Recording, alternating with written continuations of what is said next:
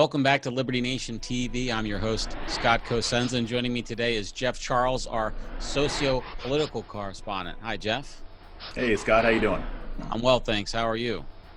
I'm doing well. It has been profoundly disturbing few days in the country. I think, when we last spoke about the Floyd killing, we I thought had a pretty productive discussion about where things go from here, or how to dial back, some of the horrors of the reality between the police and the police in this country. But boy, the weekend didn't do well for humanity.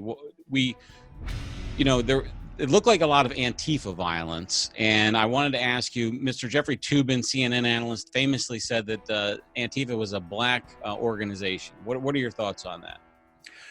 Yeah, I'm not sure what Mr. Toobin was thinking. I don't know if he thought he was pulling one over on people or if he just didn't do his research.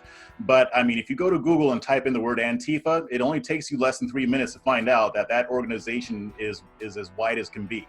The group is 99% white, basically. I mean, you do have minorities in there. There are some black and there are some Hispanics, but there is no way to look at the average picture of an Antifa protest and determine that it's a black organization. Now, they may claim to be pro-black, but by their actions over the past week, you can see they're more anti-black. So saying that it's an African-American organization, it doesn't stand up to even a modicum of scrutiny. Maybe it's just the black clothing that he was focused on, and it's a big misunderstanding. It's not many blacks and not many people with middling BMIs, it seems like, going on in that organization. You have to go either one way or the other. Jeff, I know you saw the video I sent you that it's been widely spread, I think, on Twitter, which looks like a Antifa type white guy commanding a bunch of black guys to do their bidding with violence. What's your take on that? Yeah, I've been seeing that too. I've been seeing a lot of videos to that effect. And what's interesting is that in other videos, you will see older black men about, my age, but I'm not old, so maybe around my age or so. but you'll see them complaining about these people coming in and targeting the younger ones. So we're talking, kids as low as young as 16 years old. They're going and giving them money, and since they're more impressionable, they're convincing them to go out there and engage in violence. So you don't see a lot of older black men working with Antifa on this, at least not directly as far as getting money to go out and riot. But most of these are younger kids that they're taking advantage of.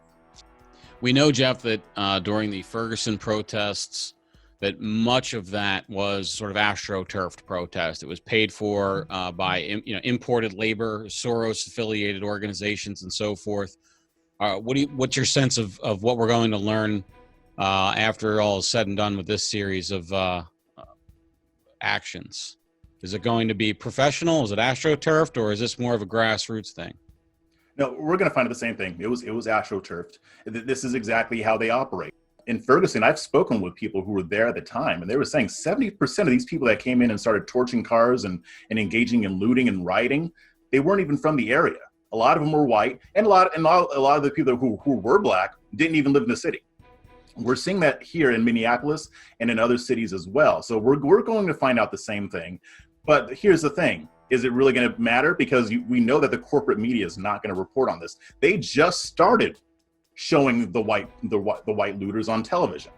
We were ahead of that like a week before. We knew that these operatives were coming in to foment chaos. So the corporate media, it's not in their best interest to really focus on this unless they can find a way to blame it on Trump or on white supremacists.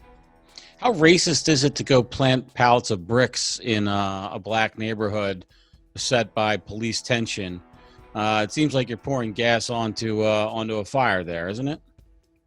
Well, and that's the intention. And and I've said it before and I'll say it again. Can we think of another group of white men who came into a black area to cause destruction?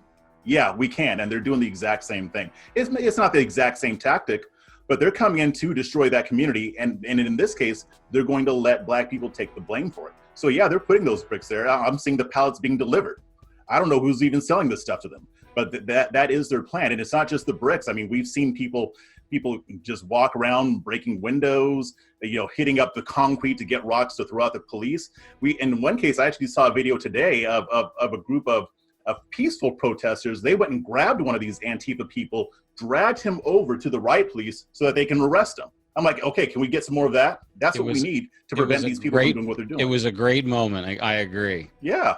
They basically citizens arrested the man and handed him over. Exactly. All right. Any final thoughts, Jeff?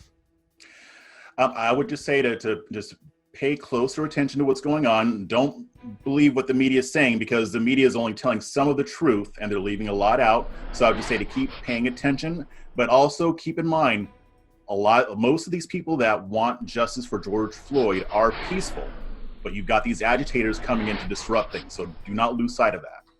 You can read Jeff's fine work, Where Truth is Making a Comeback, on LibertyNation.com. I'm Scott Cosenza. Thank you.